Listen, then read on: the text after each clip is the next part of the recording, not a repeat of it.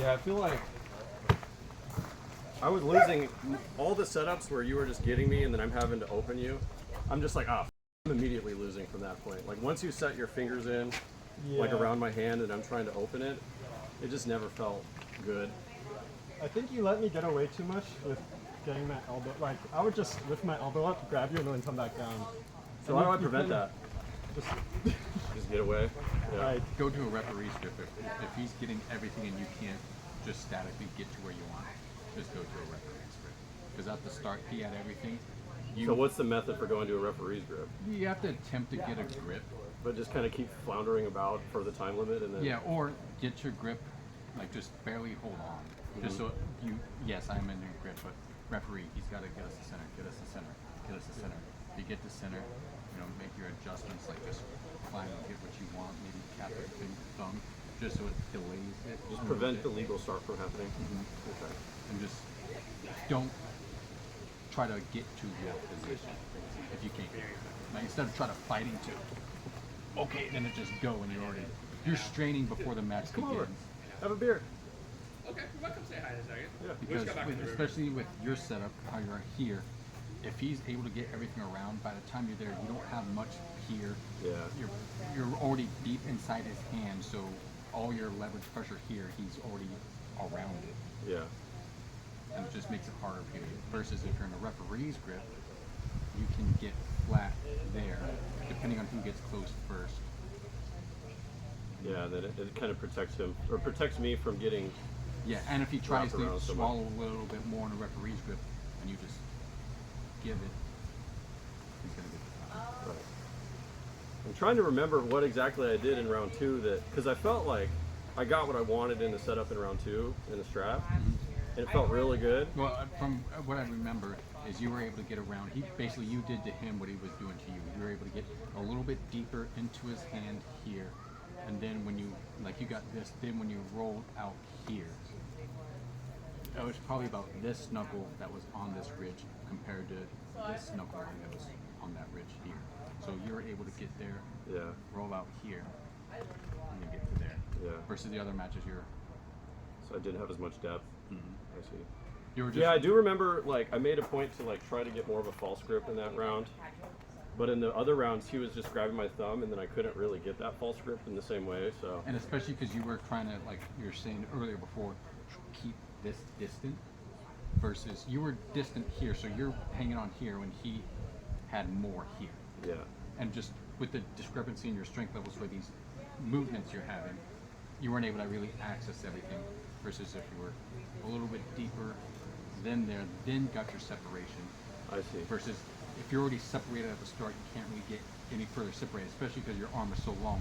At the start of the match, you're already almost at the back. I see. And you're just having to... So I should, if I'm going for more of a low hand, I should start with my elbow forward, take that false grip, and then set the low hand after? Yeah. Okay. Start with where you want your hand placed. And then set the elbow second? Yeah. Okay. And the opposite is when it's in the referee's grip. In the referee's grip, we're going to set your elbows first, so it's a little bit trickier in most cases in order to get to center. So that's where the problem with the referee's grip is, depending on who your referee is, where they're setting up the elbows to make sure you get center, can be tricky. But most of the time, they're going to get you at least there. Because in a referee's grip, they can control forward and backwards. Technically, you have say if you want to set up inside or outside. But they use forward and backwards to set. Yeah, because it doesn't matter in terms of height of whether you're up here or here. It's just getting the webbing equal. So they might have to move you back, and also where your wrist is. If you want to start with in a referee's grip with your wrist flat like there, you have to, when you set your elbow down, have it there. Because otherwise referees will pull down a little bit to make sure you guys are level. But as long as you're where you're at, they will try to maintain this angle. So it's okay, we'll move this. So they won't take your riser, they'll just take Well, they will, but they shouldn't. A good referee won't. But sometimes it'll happen is they'll push it down. And then that's not what the setup you wanted. But it's sometimes I'll tell the referee if I know they're pushing me down, hey, I don't want my riser dumped, move my elbow back. I'll lower my arm that way. This is like the first match I've had. I mean, our previous match was similar, but this one was far more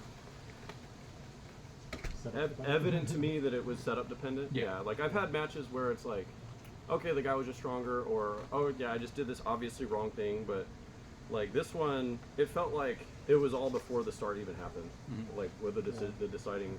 Outside the strap too, to prevent him from getting to the slip is when you had that control out here, is push up a little bit to close this gap here.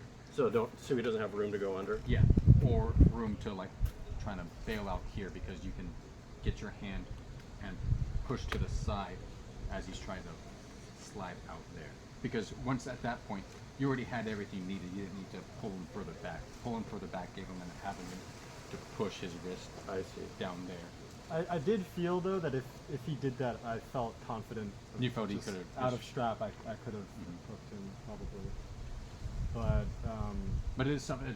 It's something to consider when you know you have the winning position and you don't want to go to straps. Is depending on like if it's a tricky arm wrestler, pushing too much might give them something to counter. So it's just you're testing it out, not letting them further get out, but also not giving them an avenue to shoot back in. So it's a constant, slowly working, getting more control of the hand, and then going further back. Because outside the strap, it did look a lot better, a lot closer. Yeah, I was surprised round one. Like you felt really solid just when we were kind of hanging out here, and then like once he started opening up, I was like, and like I like you were right. Like if I wasn't able to slip here, then you would have pinned me. But, yeah, but I gave you that. And I remember when we practice pulled that, like I was like, oh shit, I kind of got Christian everywhere out of the strap. And then you slipped under. Yeah. And I remember when you slipped under, I had like over pronated and then just gave you freedom. Yeah. And then in the strap, it was like, fuck. Like you just bam, bam, bam. I was like, this is gonna be a really, like I'm gonna have to ride a fine line, and this is gonna be a good like match for me to study a lot in the future. Because now, could you tell what he was doing, or his primary mover that just took you out of your lane in the strap, or do you know what you were doing that made it easier compared to being outside of it? well,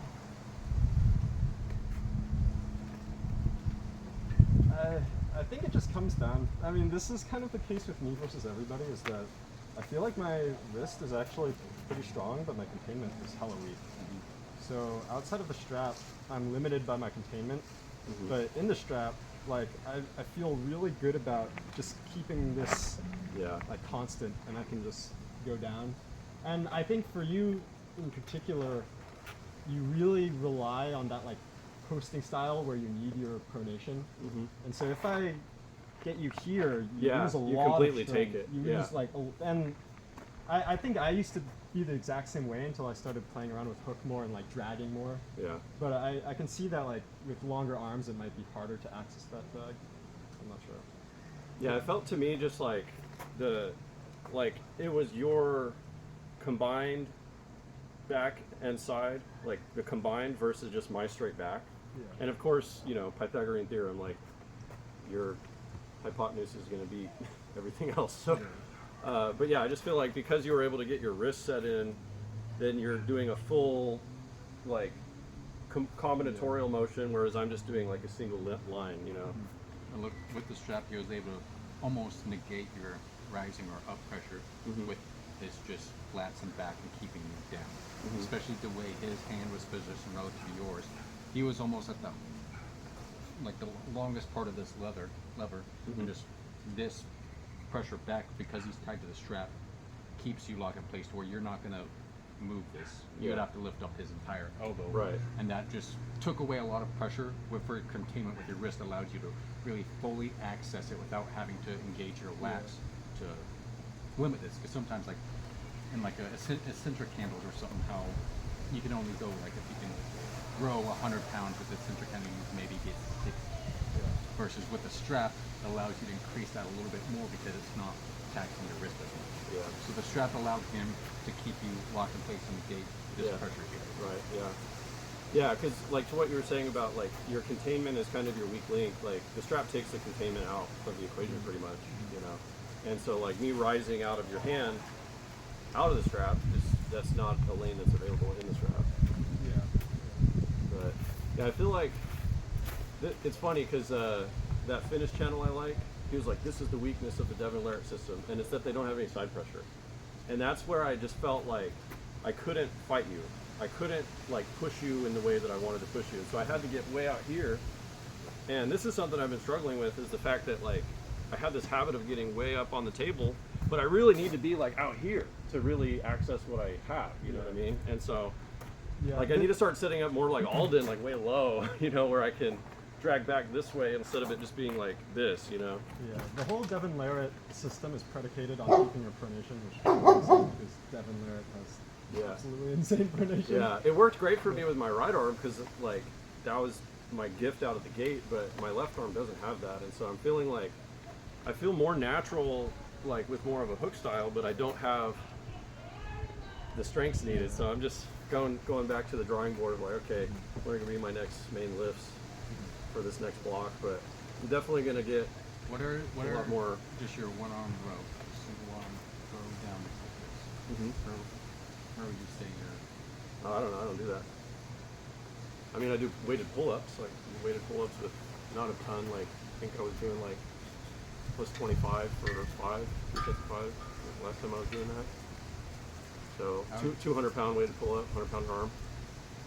I'd try to put a little bit more work in that, because if we're here, instead of just going to the side, keeping him down is going to, one, eliminate his ability to pull back and up like that.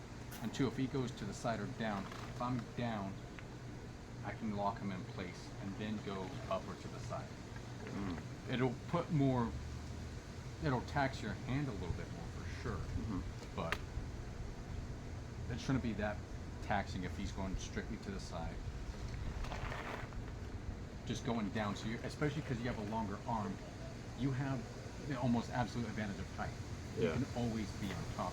So it's not a matter of you trying to climb higher. You already have height. You just need to maintain that. So as he goes whatever direction, you're basically crashing down on top. I see. Yeah. From there, once you have that height established, you can easily more control where he's going.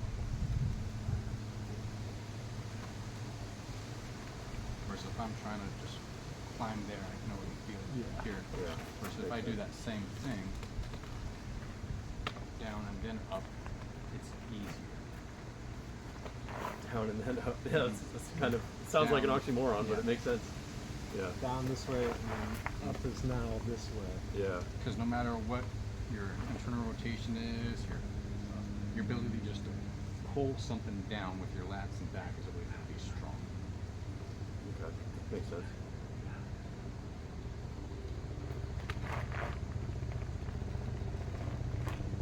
Yeah, I feel in round 3, I tried, like when we got in the straps in round 3, I was like, okay, I'm not going to do this. I'm just going to try to do this. And I was like, after the fact, he just blasted it. I was like, fuck, I just went like right into my counter. You know what I mean? Like, I just picked the move that gets even more hard countered by what you're doing.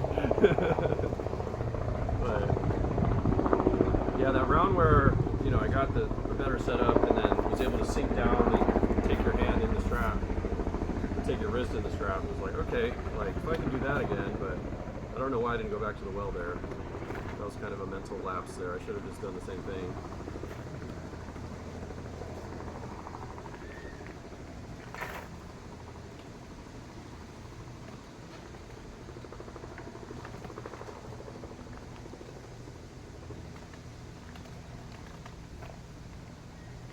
Well, thank you guys for the coaching. If there's anything I learned from StarCraft, is always watch your replays of your losses.